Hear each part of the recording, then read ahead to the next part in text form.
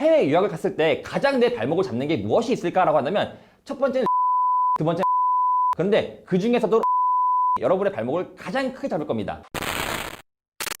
안녕하세요, 샤치부 샤입니다. 시청해주셔서 감사합니다. 오늘은 미국 대학교 혹은 미국 고등학교에 가기 전에 어떤 공부를 하는 게 효율적일까에 대해서 말씀을 드릴게요. 일단 일반적으로 영어는 가장 중요하겠죠. 왜냐하면은 여러분들께서 고등학교, 대학교를 간다는 것은 말 그대로 영어를 배우는 것이 아니라 공부를 하러 가는 곳이에요. 그러니까 만약에 내가 미국 대학교로 비즈니스를 공부한다 라고 한다면 경제 같은 거에 대해서 공부를 하고 수학도 공부를 하겠죠. 그러니까 뭐냐면 영어는 기본적인 거예요. 그러니까 영어를 늘리기 위해서 가는 게 아니라 영어는 당연히 이미 전제되어 있어야 되고 그 다음에 대학교, 고등학교에 간다라고 보시면 될 것 같아요. 그렇기 때문에 미국 대학교에서도 당연히 우리 대학교에 오기 위해서는 토플이라든지 IELTS와 같은 시험이 필요해. 미국 대학교가 이러한 시험을 요구하는 이유는 딱 하나입니다. 뭐냐면 네가 우리 대학교에 와서 수업을 듣고 이해할 수 있어 없어를 판단하기 위한 조건이에요. 그렇기 때문에 영어 점수가 높다고 해서 더 이득이 되는 것도 아니고, 그렇기 때문에 영어 점수는 당연히 기본적으로 꼭 필요한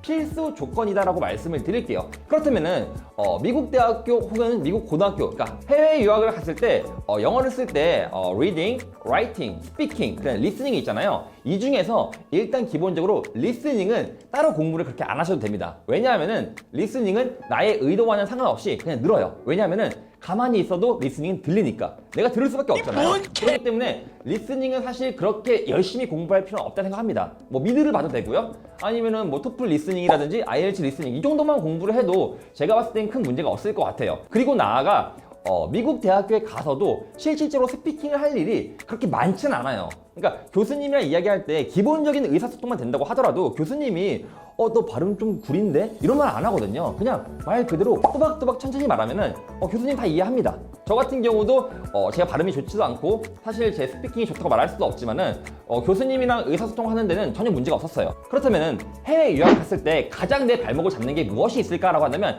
첫 번째는 리딩이고 두 번째는 라이팅이에요. 그런데 그 중에서도 라이팅이 여러분의 발목을 가장 크게 잡을 겁니다. 일단 리딩 같은 경우는 내가 뭐 책 10권을 가지고 공부를 하든 8권을 가지고 공부를 하든 일단 구글링이 있잖아요, 우리한테. 이런 구글링이 있기 때문에 구글링이라든지 스파클 노트 이런 식으로 내 학업을 도와줄 수 있는 소스들이 굉장히 많아요. 그렇기 때문에 내가 굳이 책 한 권을 다 안 읽어도 각 챕터별로 서머리가 다 있고요. 그 서머리만 읽어도 내가 어느 정도 과제를 하는데 문제가 없어요. 그렇기 때문에 내가 리딩하는 시간을 집약적으로 줄일 수 있는 툴들이 꽤 많이 있다라고 볼 수 있지만 라이팅은 그렇지 않습니다. 일단 라이팅 같은 경우는 일단 미국은 표절에 진짜 민감해요. 그렇기 때문에 누군가 쓴 글을 그대로 카피 앤 페이스트 해가지고 제출을 하는 순간 바로 빵점 나오고요, F 처리됩니다. 그리고 그게 여러분의 대학교 퇴학의 사유가 될 수도 있어요. 그 정도로 되게 심각하게 받아들인단 말이에요. 그렇기 때문에 내가 만약에 미국 대학교에서 글을 쓸 때 어느 글을 인용했어 라고 하면 work citation을 해가지고 어디서 내가 이거 베껴왔습니다 라고 다 표시를 해놔야 돼요.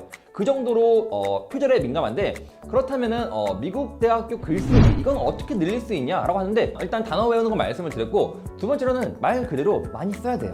많이 쓰고 내가 쓴 글을 한 30분 있다가 다시 한번 보는 거예요. 30분 있다가 다시 봤을 때 분명히 문제가 있을 거란 말이에요. 왜냐면은 맨 처음에 글을 썼을 때 쓰자마자 바로 보면은 문제점을 잘 못 봐요. 그런데 글을 쓴 다음에 뭐 1시간 있다 다시 한번 확인하고 아니면 30분 있다 다시 확인하고 이럴 때 문제가 조금씩 보일 거란 말이에요. 그러면 재첨삭을 하는 거예요. 그런 다음에 내가 최대한 첨삭을 많이 한 다음에 그 다음에 전문가한테 갖고 가서 이 글을 첨삭을 받는 거, 이게 중요하다 생각을 합니다, 개인적으로.